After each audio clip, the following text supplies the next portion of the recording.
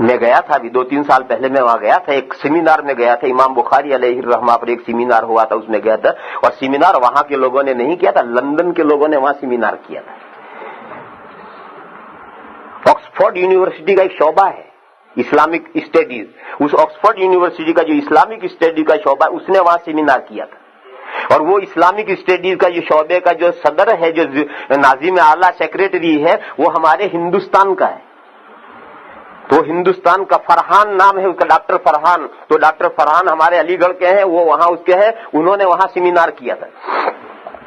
تو ہم وہاں گئے، اس پورے ملک کو دیکھ کر کے آئے، تاشقند دیکھا، سمرقند دیکھا، سمرقند میں تو سیمینار ہوا ہی تھا، پھر خرطنگ گئے جہاں امام بخاری علیہ الرحمہ کی قبر ہے، بخارا بھی جانا چاہتے تھے مگر وہاں ہمیں نہیں لے گئے، یہ کہا کہ وہاں کا ہوائی اڈہ جو ہے ریپیئر ہو رہا ہے اور ابھی وہاں ہوائی جہاز نہیں اتر سکتے، ہم نہیں جا سکے۔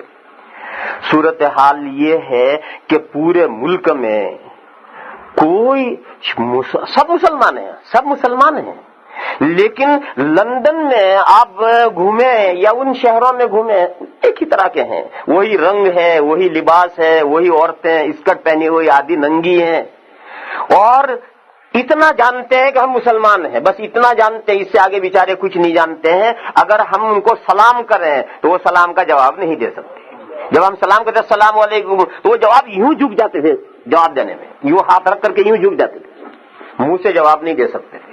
اور جب ہم لوگ نماز پڑھتے تھے کسی جگہ پر تو چاروں طرف ٹھٹ کا ٹھٹ کھڑا ہو جاتا تھا اور یوں ہاتھ باندھ کر کے احترام سے کھڑے رہتے تھے جب تک ہم نماز پڑھیں، لیکن وہ نہیں جانتے کہ نماز کیا چیز ہے۔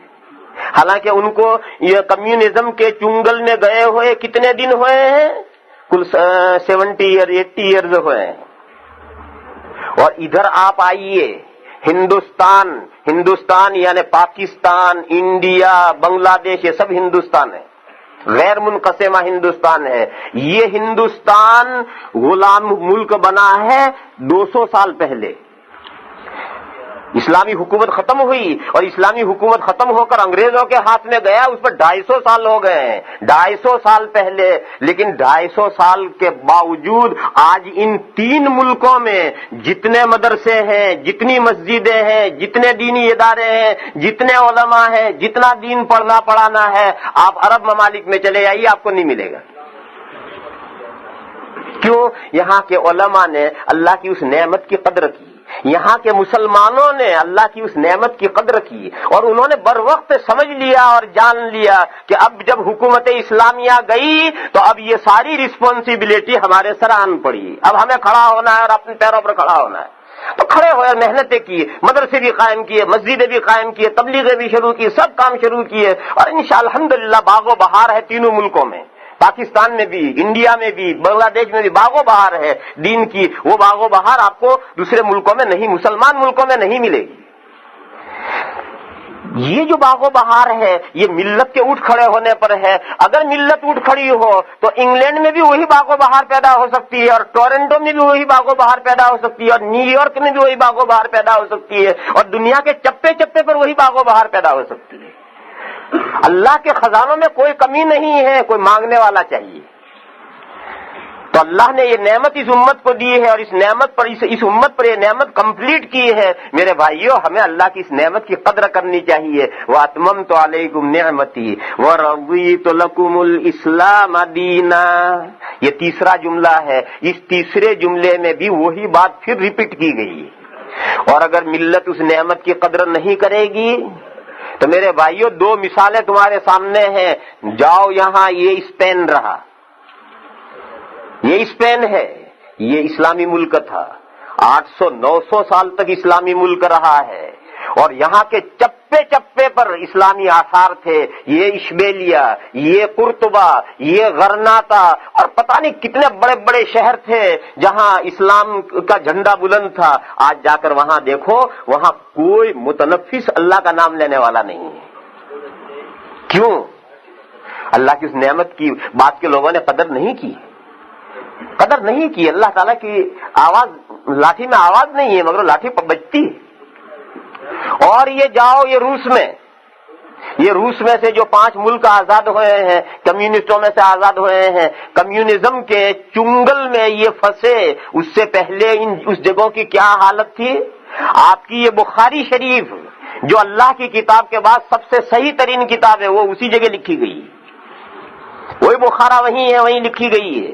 اور امام بخاری علیہ الرحمہ کی قبر خرطنگ میں ہے، میں امام بخاری علیہ الرحمہ کی قبر پر گیا ہوں زیارت کے لیے۔ اور یہ ہدایہ جس کے اوپر سارے مسئلوں کا مدار ہے، یہ ہدایہ وہیں فرغانہ میں لکھی گئی ہے۔ اور ہدایہ میں ایک جگہ مسئلہ ہے، ہدایہ میں ایک جگہ مسئلہ آیا ہے، وہ مسئلہ یہ ہے کہ اسلامی حکومت میں جو غیر مسلم رہتے ہیں ان غیر مسلموں کو ان کے مذہب کی آزادی ہوتی ہے۔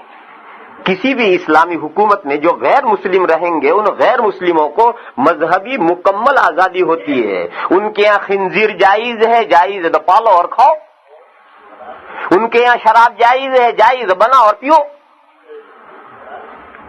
مذہبی مکمل آزادی ہوگی۔ اسلام کے قوانین ان غیر مسلموں پر لاگو نہیں ہوں گے، ان کو ان غیر مسلموں کا جو ان کا مذہب ہو، عیسائی ہو، یہودی ہو، ہندو ہو، بدھسٹ ہو، پارسی ہو، جو ان کا مذہب ہے مکمل آزادی ہے۔ اسی سلسلے کا ایک مسئلہ ہے کہ اگر وہ شراب کی دکان کھولنا چاہتے ہیں اور اس کا لائسنس مانگتے ہیں تو اسلامی حکومت ان کو شراب کی دکان کھولنے کا لائسنس دے گی یا نہیں دے گی؟ تو قدوری جو ہمارے یہاں کتاب ہے جو عراق میں لکھی گئی ہے، اس قدوری میں یہ مسئلہ ہے کہ شہر میں اگر وہ شراب کی دکان کھولنے کا لائسنس مانگیں گے تو حکومت نہیں دے گی، اور دیہات میں کھولنا چاہیں تو دے گی۔ یہ مسئلہ قدوری میں لکھا گیا تھا عراق میں۔ اس قدوری کی شرح صاحب ہدایہ کرتے ہیں، تو شاہد ہدایہ نے اس کی شرح میں لکھا کہ یہ مسئلہ ہمارے ملک کا نہیں، یہ مسئلہ وہیں عراق کا ہے۔ ہمارے ملک میں دیہات میں بھی شراب کھولنے کی اجازت، دکان کھولنے کی اجازت نہیں دی جائے گی۔ کیوں؟ فرماتے ہیں لِأَنَّ أَعْلَامَ الْإِسْلَامِ فِيهَا ظَاهِرَةٌ، ہمارے ملک میں تو دیہاتوں میں بھی اسلام کے جھنڈے سربلند ہیں۔